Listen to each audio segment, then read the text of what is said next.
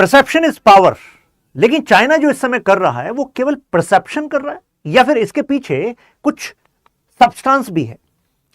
जैसे ही tariff start हुए, Donald Trump ने कहा कि अब चीजें बदलने वाली हैं, ग्लोबल इकोनॉमी शेप होगी उन टर्म्स पर जो यूएसए चाहेगा। तो कई देशों ने कहा कि चलो ऐसा करते हैं, नेगोशिएशन कर लेते हैं, डायलॉग कर लेते हैं, बीच का रास्ता निकालते हैं। लेकिन चाइना ने कहा झुकेगा नहीं। मतलब कहा कि अगर आपने 125% टैरिफ हम पर लगाया तो हम भी 125% लगाएंगे। यूएसए ने कहा अच्छा ठीक है, लो हम 145% टैरिफ लगाएंगे, यानी कि 145% इंपोर्ट ड्यूटी लग जाएगी। जो लोग पहली बार इस इशू को समझ रहे हैं तो बता दूं, अगर चाइना से कोई सामान 100 रुपीज में आता है, हम रुपीज मान लेते हैं, 100 रुपीज में आता है और यूएसए में एंटर करता है, तो अगर 10% ड्यूटी लगती है तो उसका मतलब है कि भाई इस पे 10 रुपीज इंपोर्ट टैक्स लग जाएगा। सोचो 125%, 145%, तो कितना ज्यादा महंगा हो जाएगा वो प्रोडक्ट जो चाइना से यूएसए में जा रहा है। और अगर महंगा हो जाएगा तो बिक्री इंक्रीज होगी कि डिक्रीज होगी? अरे भाई डिक्रीज होगी। तो क्या बिक पाएगा फिर चाइना से वो सामान? नहीं बिक पाएगा। तो वहां पर फिर वो कंपनियां बना पाएंगी क्या? नहीं बनाएंगी जब बिक ही नहीं रहा। और यूएसए दुनिया का सबसे बड़ा कंज्यूमर मार्केट है, तो जाहिर सी बात है भाई यूएसए इसका इस्तेमाल तो कर रहा है, इस लीवर का, अपने नेगोशिएशन में। चाइना ने कहा कि भाई हमें क्यों एक्सेप्शन मानकर चले जा रहा है। तो यूएसए के कई स्कॉलर्स कहते आए हैं कि यूएसए की हेजमनी को अगर कहीं से खतरा है तो वो चाइना से है। तो जाहिर सी बात है निशाना चाइना पे सबसे पहले होगा, सबसे ज्यादा टैरिफ भी चाइना पे ही लगाएगा। इनका कहना था कि एक्चुअली चाइना ना रेस्पेक्ट नहीं करता ग्लोबल रूल्स की, और चाइना और बाकी देश कह रहे हैं कि ये क्या बातें कर रहे हैं ट्रंप। खैर, लेकिन चाइना तो एक्सपोर्ट ओरिएंटेड इकोनॉमी है ना, यानी कि उसको अपना सामान बेचना है, इसी से उसकी कमाई होती है। तो फिर वो डर क्यों नहीं रहा? तो क्योंकि इस टैरिफ से तो भाई आपके एक्सपोर्ट पर इंपैक्ट होगा ही होगा, तो कुछ तो कारण होंगे। जरा समझते हैं। ट्रंप का जो पहला रूल था ना, उस समय पर भी यूएस और चाइना के बीच में ऐसा ही ट्रेड वॉर हुआ था। मतलब इस बार जो गेम प्लान है वो पूरी दुनिया के लिए है, इसका जो ट्रायल है वो चाइना के साथ पहले कर चुके हैं। तो 2018 में जब चाइना ने इसको झेला था तो उसी समय से चाइना ने तैयारी करनी शुरू कर दी थी। ये तो पहला रीजन है। अगर ये जियोपॉलिटिक्स का चेस बोर्ड है और ट्रंप ने कोई चाल चली है और फिर भी चाइना कॉन्फिडेंस में है, तो हमें समझना पड़ेगा कि कौन कौन सी चालें चाइना के दिमाग में है। एक एक करके समझते हैं। पहला देखिए, 2018 में 19.8% टोटल जो चाइना एक्सपोर्ट करता है दुनिया में, उसमें से 19.8% ये इनको करता था यूएसए को। तो उन्होंने कहा कि चलो अब हम यूएसए को ओवरऑल जो एक्सपोर्ट करते हैं उसको डिक्रीज करेंगे। प्लस अगर मैं टोटल जीडीपी की बात करूं चाइना का, तो उसका लगभग 2% ही है जो ये वाला एक्सपोर्ट बैठता है। तो चाइना को लगता है कि अगर इस एक्सपोर्ट पर डेंट आया भी तो पहली बात तो खाली हमें नुकसान नहीं होगा, आपको भी होगा, और हमें जो नुकसान है वो मैनेजेबल है। ऐसा नहीं है कि हमारी इकोनॉमी क्रिपल हो जाएगी। इसके अलावा और भी कारण है। जैसे यूएस ने सन 2000 से लेकर 2022 का अगर हमने डेटा निकाला तो पता लगा कि यूएस ने अपनी डिपेंडेंस चाइना पर 4 गुना बढ़ा दी, 4 गुना। और इसी पीरियड में जब हमने चाइना के डेटा को देखा तो चाइना ने अपनी डिपेंडेंस ऑन यूएस वो 50% घटा दी। तो यार ये तो चाइना को फिर कॉन्फिडेंस आएगा ही आएगा। अभी लगभग 532 ऐसी कैटेगरीज हैं, 532 ऐसी कैटेगरीज है, प्रोडक्ट कैटेगरी, जो एक्सक्लूसिवली यूएस से चाइना से ही लेता है, किसी और से लेता ही नहीं है। तो अगर इंपोर्ट ड्यूटी उस पर बढ़ाएगा तो वो सामान चाइना से यूएसए में और महंगा आएगा, तो उनके जो कंज्यूमर हैं उनको ही तो महंगा पड़ेगा। प्लस चाइना को पता है कि देखो हम हैं एक बहुत बड़ी economy in terms of population भी, मतलब मार्केट हमारी ह्यूज है। वो अलग बात है, हमारे यहाँ एक ह्यूज चंक ऑफ पॉपुलेशन ऐसी भी है भाई जिसकी खरीदने की क्षमता कम थी। तो 2018 से ही शी जिनपिंग एक शब्द का इस्तेमाल कर रहे हैं, कॉमन प्रोस्पेरिटी प्रोग्राम। इसका मतलब है कि जो नई मिडिल क्लास को क्रिएट करना है, क्योंकि दुनिया अगर चाइना के खिलाफ हो रही है, ऐसा शी जिनपिंग प्रोजेक्ट कर रहे हैं, दुनिया दुश्मन है हमारी, हम बढ़ रहे हैं, ये चिढ़ रहे हैं, हमें रोकना चाहते हैं। देखो कभी क्वाड बना लेते हैं, ऑकस बना लेते हैं, और ये देखो टैरिफ में हमें सिंगल आउट कर रहे हैं। ट्रंप ने बाकी सारे देशों को 90 दिन का रिलीफ दे दिया, उन पर 10% ही टैरिफ रखा, लेकिन हमें कोई ऐसा रिलीफ ही नहीं दिया। हम पर तो 125% से फिर 145% कर दिया। तो सिंगल आउट करके हमें गिराने की कोशिश है। तो वो कह रहे हैं कि अगर हम अपना डोमेस्टिक कंजप्शन बढ़ा लेंगे, यानी कि जितना हम उनको एक्सपोर्ट करते हैं तभी हमारी फैक्ट्री चल पाती है। अरे भाई खुद बनाकर खुद बेचेंगे, तो अपने अंदर ही बेचेंगे, तो इंटरनल अगर सर्कुलेशन इकोनॉमी का होगा तो डिपेंडेंस कम होगी कि नहीं होगी?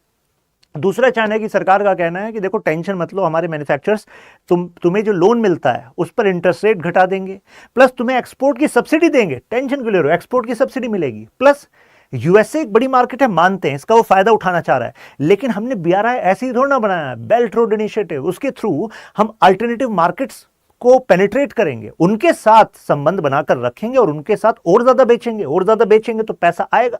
तो ये भी उनका एक चाल है। फिर उनका कहना, पब्लिक ओपिनियन को देखिए, जैसे ये इन्फ्लेशन बढ़ेगा, जो कि यूएसए में ऑलरेडी बढ़ रहा है, तो कहां की पब्लिक मैनेज करनी ज्यादा मुश्किल है।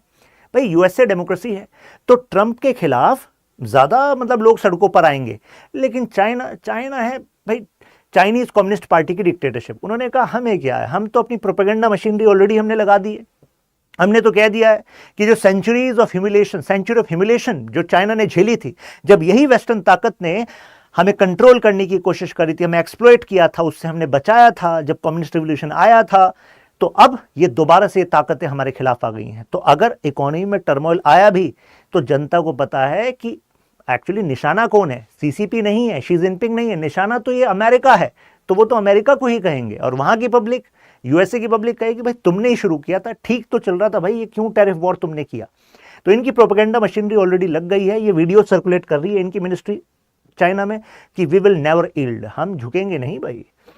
चाइना का राइज, चाइना कह रहा है कि फेवर नहीं है आपका, जैसे कि कहीं जो यूएसए के मतलब जो डोनाल्ड ट्रंप हैं प्रेसिडेंट, उनके एडवाइजर्स कह रहे हैं कि देखो चाइना कहां था 1980 से आज, चाइना जहां पर है किसकी वजह से है। अरे वो रिचर्ड निक्सन और यहां पर जो मीटिंग हुई थी इनके बीच में, डेंग जियाओपिंग के बीच में, उसके बाद यूएसए ने ऑफर रखा था कि अपनी इकोनॉमी में कैपिटलिज्म को लाइए, हम अपना इन्वेस्टमेंट लेकर आएंगे, तो हमारे इन्वेस्टमेंट के बलबूते तुम एक मैन्युफैक्चरिंग हब बन पाए, एक्सपोर्ट ओरिएंटेड इकोनॉमी भी इस वजह से बन पाए क्योंकि हमने तुम्हें अपने यहां पर बेचने दिया, आसान शर्तों पर अपनी इकोनॉमी को ओपन किया। तो चाइना कह रहा है देखो ऐसा है, सेलेक्टिव बातें मत करो, आपने कोई फेवर नहीं किया, आपकी कंपनी ने अगर सस्ता सामान यहां पर बनाया तो मोटा मुनाफा आपने ही कमाया। यहां पर 50 रुपए में बनाते हो, दुनिया भर में 500 रुपए में बेचते हो, तो भाई हमें तो 50 रुपए मिलते हैं, बाकी का मार्जिन तो आप ले जाते हो। और इसी वजह से चाइना को पहले वो सोच रहे थे, जैसे कि जेडी वेंस ने जो अपनी एक स्पीच में भी कहा था ना, कि वो सोच रहे थे कि ये जो इकोनॉमीज हैं ये एक्चुअली लो वैल्यू के प्रोडक्ट्स बनाती रहेंगी। अब लेकिन ये तो इन्होंने तो खुद ही अपनी कंपनी बना ली। फॉर एग्जाम्पल BYD टक्कर दे रही है टेस्ला को, चाइना की कंपनियां अब टक्कर दे रही हैं वेस्ट की कंपनीज को। तो अब वो जो बाकी का जो मार्जिन था वो चाइना में ही आ रहा है, अब वो वहां पर नहीं जाएगा उतना ज्यादा, तो ये यूएसए को प्रॉब्लम हो रही है। तो अब ये प्रोपगेट जो कर रहा है चाइना आइडिया, इसके थ्रू एक और रीजन है, वो ये भी कम्युनिकेट करना चाहता है कि देखो ideologically as well as China की पब्लिक तैयार रहे कि छोटा मोटा टर्मोइल होगा, लेकिन इसके बाद लॉन्ग टर्म ऑटोनॉमी हम मैनेज कर पाएंगे, फिर हमारी यूएसए पर जो डिपेंडेंस है कम हो जाएगी। और रही बात यूएसए को डिपेंडेंट बनाना, वो तो हमने बना ही रखा है उन सेक्टर्स में जो सेक्टर्स आगे की दुनिया को कंट्रोल करेंगे, जैसे कि semiconductor, hi-tech, you can say hi-tech chips, hi-tech machines. और उसके लिए आपको किसकी जरूरत पड़ रही है? For example rare earth material.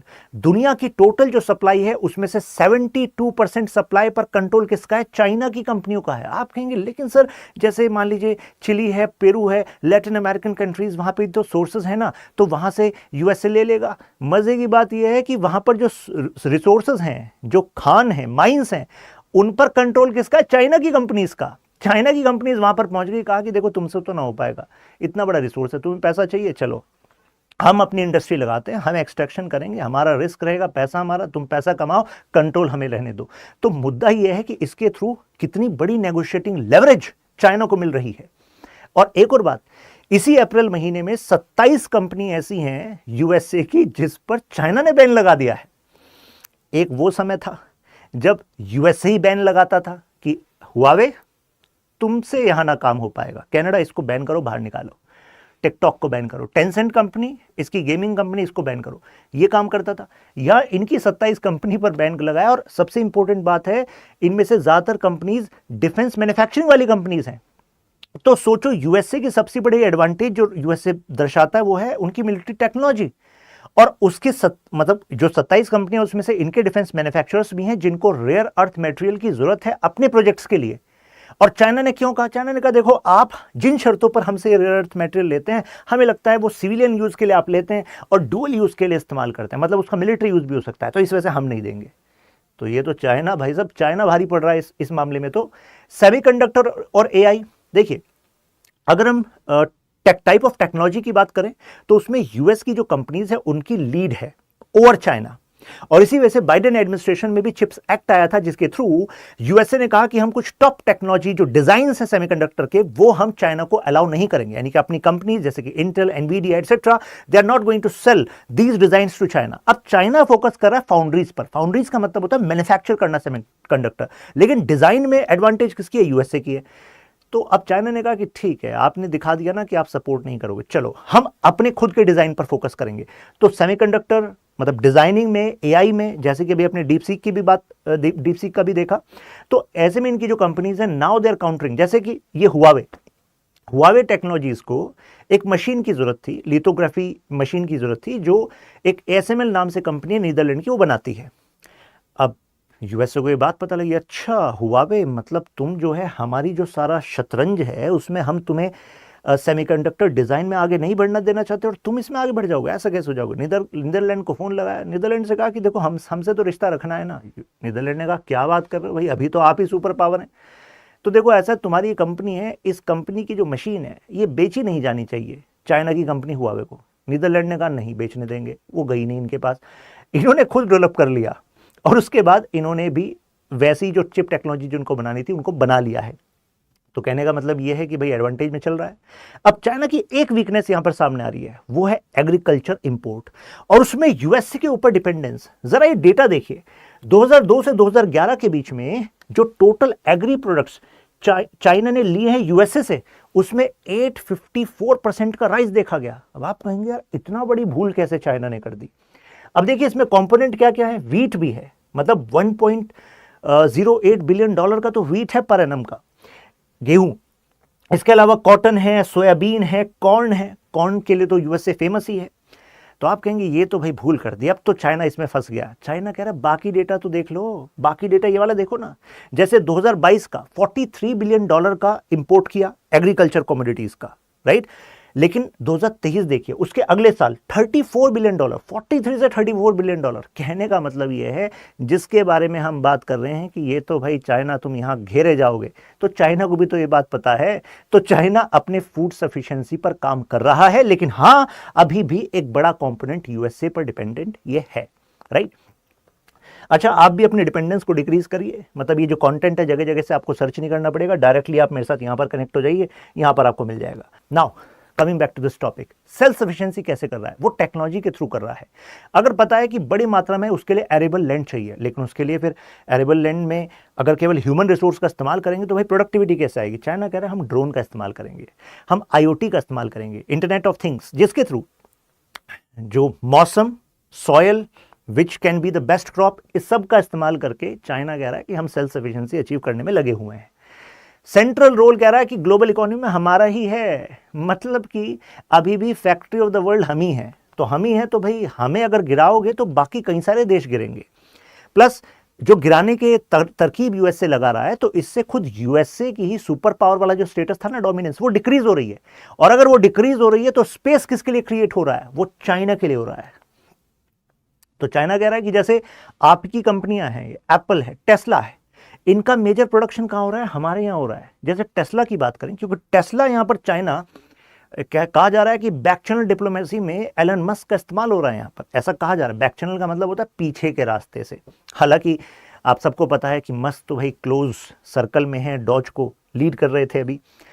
तो इनका कहना है कि टेस्ला की जो शंघाई में फैक्ट्री है, उसका जो प्रोडक्टिविटी है, उसका जो स्केल है, it is way higher than California factory.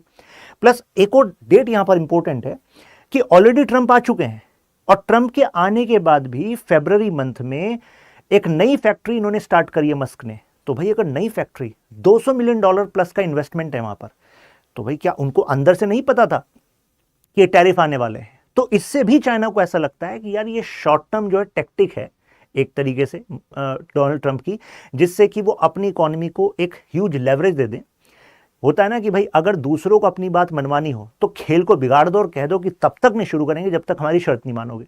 अब सबको खेलना है तो कुछ वो गुंजाइश सबको सब दे देंगे, उससे जिसने खेल बिगाड़ा उसको नेट एडवांटेज हो जाएगी, तो ये करना चाह रहे हैं। तो चाइना कह रहा है कि भाई अगर ऐसा इन्वेस्टमेंट इनकी कंपनियां कर रही हैं जिसका कि मेजर प्रॉफिट यहां से हो रहा है, तो यानी कि ये एक शॉर्ट टर्म गेम है, लॉन्ग टर्म तो ये टैरिफ वॉर सस्टेन करेंगे नहीं। एक और इंटरेस्टिंग बात बताता हूं, जब टेस्ला ने इन्वेस्ट किया था शंघाई में, तो चाइना की सरकार ने अपने सरकारी बैंक को कहा कि अरे मस्क को $1.4 बिलियन मात्र लोन दो और सस्ता दो। भाई इतना एहसान क्यों चल रहा है यहां पर? फिर जो अभी चाइना के प्रीमियर हैं, मतलब इक्विवेलेंट टू प्राइम मिनिस्टर, यानी कि सेकंड रैंक हो गई आफ्टर शी जिनपिंग, ली कियांग, जब पहली फैक्ट्री मस्क ने वहां पर लगाई थी अपनी टेस्ला की, तो उस समय शंघाई को जो लीड कर रहे थे वो यही कर रहे थे, ली कियांग। और ली कियांग की तब से ज्यादा करीबियां बताई जाती हैं मस्क के साथ। और एक और एहसान है यहां पर, भाई उस एहसान को कैसे चुकाओगे? वो ये है कि वहां पर कॉर्पोरेट टैक्स था 25%, लेकिन टेस्ला को वहां पर 10% छूट दी गई थी, यानी कि 15% रखा गया था। और सोचो यार, करोड़ों का इन्वेस्टमेंट है, उसमें अगर 10% की छूट मिल रही है आपको, तो यार कितना बड़ा अमाउंट है। तो ये सब जो इन्होंने किया है मस्क के लिए, तो कहीं ना कहीं बैक चैनल से वो फायदा जो है कई सर्कल्स में मतलब कई सर्कल्स में जाता है वो, और वो सभी सर्कल्स बैक चैनल से फिर चाइना की सीसीपी अपने लिए इस्तेमाल कर रही होगी। तो ऐसा भी अंदेशा लगाया जा रहा है। यही बात है जो मैं आपको बता रहा था। प्लस चाइना का कहना है कि देखो अब ऐसा है, जियोपॉलिटिक्स में ना अगर एक जगह प्रॉब्लम होती है ना, तो नए मौके को भी लेकर आती है। मैं एग्जाम्पल देता हूँ, जैसे एशिया की पॉलिटिक्स को समझो आप, जापान, साउथ कोरिया, अगर मैं फार ईस्ट की बात करूं, अब ये देखो, ये साउथ कोरिया, जापान जो है किसके एक्सेस का पार्ट कहे जाते हैं? यूएसए के एक्सेस का पार्ट कहे जाते हैं। अरे जापान तो एलाय कहा जाता है ना यूएसए का, ये तो स्ट्रेटेजिक एलाय है, क्वाड में भी जापान बैठा है। लेकिन यहां क्या हो रहा है? चाइना कह रहा है अच्छा तुम्हारे टैरिफ वॉर से हम भी परेशान, जापान भी परेशान, साउथ कोरिया परेशान, तीनों आकर एफटीए साइन करने की बात कर रहे हैं। इसको कहा जा रहा है ईस्टर्न ट्राइंगल। तो ये तो यूएसए के लिए एक बहुत बड़ी हार वाली बात हो जाएगी कि Japan, south Korea, capitalist economy जिसको बनाने में यूएसए का भी रोल था, अब वो चाइना के साथ एक ट्रायंगल बना रहे हैं, एफटीए करेंगे, तो इनके बीच की जो सर्कुलेशन होगी इकोनॉमी की, तो वो यूएसए पर इनकी डिपेंडेंस को कम कर देगी। दूसरा देखिए, ये साउथ चाइना सी में ये वियतनाम, फिलीपींस, इनके रिलेशन समझ में आ रहे हैं आपको यूएसए से? मतलब यूएसए तो सोच रहा था कि इसका इस्तेमाल करेंगे हम चाइना पर दबाव बनाने के लिए, लेकिन अब टैरिफ से ये भी परेशान है। तो ऐसे में यहां पर एक नई रेप्रोचमेंट स्ट्रेटजी दिख रही है हमारी चाइना की वियतनाम में लगातार विजिट्स, कंबोडिया, मलेशिया, इन सब देशों में चाइना अब अपनी करीबियां बढ़ा रहा है। तो यानी कि जिस एरिया को हम यूज कर रहे थे चाइना को काउंटर करने के लिए, अब इस यूएसए की स्ट्रेटजी की वजह से वो खुद चाइना के पाले में जा रहा है। अब हमारे लिए भी सोचने वाली बात है कि भाई हम भी इसको स्ट्रेटेजिकली एडवांटेजेस मतलब यूज करना चाहते थे। जैसे वियतनाम को $50 मिलियन का क्रेडिट दिया था कि तुम हथियार खरीदो, चाइना तुम्हें परेशान करता है। फिलीपींस, जरा ब्रह्मोस की बारे में तुमसे बात करते हैं। तो अब अगर वो खुद चाइना के बारे में जाएंगे तो भाई फिर तो हमें भी नए डायनेमिक्स सोचने पड़ेंगे। यूरोपियन यूनियन, याद आ रहा आपको, यूएसए और European Union, trans Atlantic trade, trans Atlantic partnership, west के पास पावर कंसेंट्रेट रहती थी क्योंकि यूएसए और यूरोपियन यूनियन एक साथ खड़े होते थे। यहां पर देखिए क्या हो रहा है, जैसे ही टैरिफ डिक्लेयर होते हैं, यूरोपियन कमीशन की हेड कॉल करती हैं ली कियांग को, चाइनीज प्रीमियर को, कहती हैं कि we have to condemn it jointly, और हमें भी रिटेलिएशन करना पड़ेगा। तो इसका मतलब यह है कि यूरोपियन यूनियन, जो वेस्ट का एक आधा भाग मान लीजिए, वो अब यूएसए के पाले से जा रहा है। और यहां पर चाइना कह रहा है कि ठीक है, तो तुम क्या कह रहे थे? तुम कह रहे थे यूएसए के साथ मिलकर डीकपलिंग करोगे हमारी। डीकपलिंग का मतलब होता है चाइना पर डिपेंडेंस कम कर देंगे, सप्लाई चेन में चाइना का अल्टरनेटिव ढूंढेंगे। लेकिन अब तो यूरोपियन यूनियन का और ज्यादा क्लोजनेस दिखेगा हमें इनके साथ। और इनडायरेक्ट एक्सपोर्ट, एक नई तकनीक क्या, चाइना ऑलरेडी इसका इस्तेमाल कर रहा था, अब चाइना और ज्यादा करेगा, वो है लैटिन अमेरिका। यानी कि आपने जो टैरिफ लगाया है वो चाइना पर लगाया ना, लेकिन चाइनीज कंपनी का इन्वेस्टमेंट लैटिन अमेरिका में भी है। ब्राजील में बीवाईडी ने इतनी बड़ी फैक्ट्री खोल दी है जिसमें 4000 एम्प्लॉइज हैं, और बीवाईडी की गाड़ियां वहां से यूरोप में भी जा रही हैं और यूएसए में भी। तो सोचिए, तो कहने का मतलब यह है कि आपकी बैकडोर में फैक्ट्री बना रखी है उन्होंने, मैक्सिको। अब वहां पर किसी मैक्सिकन कंपनी को रजिस्टर कराकर, जो भी वहां की कंपनी है उनको पैसा रूट करके, और इधर से चाइनीज कंपनी अपना भी उसमें स्टेक्स डाल देती हैं, और अल्टीमेटली वो चाइना की कंपनियों का ही तो प्रोडक्ट है जो मैक्सिको में मैन्युफैक्चर हो रहा है और बिक रहा है यूएसए में, और इससे वो फायदा ओढ़ ले रहे हैं, जो यूएसए, कनाडा और मैक्सिको के बीच का जो एग्रीमेंट है, ट्रेड एग्रीमेंट, उसका ही फायदा ले रहे हैं। वहां से छोटे छोटे इंपोर्ट करते हैं कंपोनेंट्स चाइना से, मैन्युफैक्चर करते हैं और असेंबल करते हैं, मतलब मेजरली असेंबल करते हैं, उसको मैन्युफैक्चरिंग दिखाते हैं मैक्सिको में और बेचते हैं यूएसए में। तो वहां तो आपका जो टैरिफ स्ट्रेटेजी है उसी को इन्होंने साइडलाइन कर दिया, तो बाईपास कर दिया। तो ये सारे हथियार हैं इनके पास जिसका वो इस्तेमाल कर रहे हैं। लेकिन ये भी कहा जा रहा है कि कहीं ऐसा तो नहीं कि चाइना ओवर प्ले कर रहा है, मतलब ओवर कॉन्फिडेंस में है। अब ऐसा क्यों कहा जा रहा है?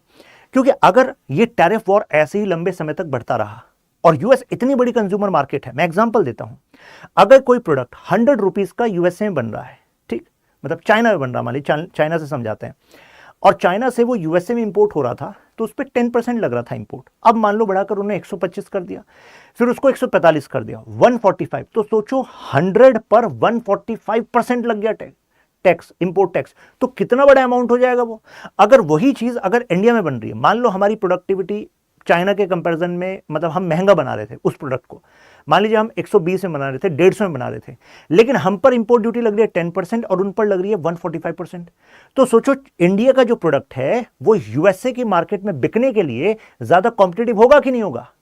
तो ज्यादा बिक्री इंडिया के मैन्युफैक्चरर की यूएसए में हो सकती है कि नहीं हो सकती इस टाइम में? भाई 90 दिन तक तो ये टैरिफ वॉर चल ही रहा है, मतलब अभी फिलहाल तो चल ही रहा है, आगे क्या होगा वो तो देखा जाएगा। तो पॉइंट है अभी 10% टैरिफ है, अगर बढ़ता है तो फिर तो सिचुएशन देखनी पड़ेगी। बट पॉइंट है कि ये चाइना का जो अल्टरनेटिव सप्लाई चेन है, केवल इंडिया ही नहीं और देश भी इस मौके को यूज करने में लगे होंगे। जैसे कि CLV Nations, Cambodia, Laos, Vietnam, ये ऑलरेडी चाइना के अल्टरनेटिव के रूप में अपने आप को इंडस्ट्रियल हब की तरह काम करने में लगे हुए हैं, बेस को बनाने में लगे हुए हैं। तो ऐसे में चाइना को लॉन्ग टर्म में देखना होगा कि ग्लोबल इकोनॉमी में अल्टरनेटिव बनने में ज्यादा समय नहीं लगता। अगर बेस ऑलरेडी बना हुआ है, बस मार्केट कनेक्शन और वो जो साइकिल है सप्लाई चेन की वो चलने की जरूरत होती है। तो ऐसा ना हो कि लॉन्ग टर्म चाइना को नुकसान हो जाए, ये भी कहा जा रहा है। खैर, कंक्लूजन के तौर पर हम ये कह सकते हैं कि जो अभी टैरिफ है उसने एक ग्लोबल अनसर्टेनिटी तो ला दी है, रिसेशन जैसी टेंशन, जॉबलेसनेस जैसी टेंशन केवल यूएसए में नहीं कई इकोनॉमीज में आ गई है। इससे ये भी सीखने के लिए मिला है कि जब तुम्हारी चीजें सब कुछ सही चल रही हो, वही समय होता है रीअसेस करने का कि तुम्हारी डिपेंडेंस कहां कहां किस किस पर है, किस तरह की है, और उसी समय रहते उस तरह की डिपेंडेंस को डिक्रीज करते रहना चाहिए, क्योंकि डिपेंडेंस इज वीकनेस। और ये केवल इंटरनेशनल रिलेशंस पे यूज नहीं होता, लाइफ में भी यूज होता है। खैर, तो मुझे लग रहा है कि आपको क्लैरिटी इस टॉपिक पर मिल गई होगी। अगर सब कुछ है क्लियर, यू कैन मेंशन वाह इन कमेंट्स या अल्ट्रा क्लियर। और आपके क्या ओपिनियन है, डू शेयर इन कमेंट्स। आप मेरे साथ यहां पर कनेक्ट हो सकते हैं, Shashank Tyagi for you, Instagram, Telegram. Question देखिए, discuss the implication of current tariff war emerging from US, how can India hedge its risk in current scenario. अच्छा क्वेश्चन है, इसका आंसर लिखकर आप यहां पर सबमिट कर सकते हैं टेलीग्राम में डायरेक्टली मुझे। फिर मिलते हैं, ख्याल रखिए अपना, जय हिंद।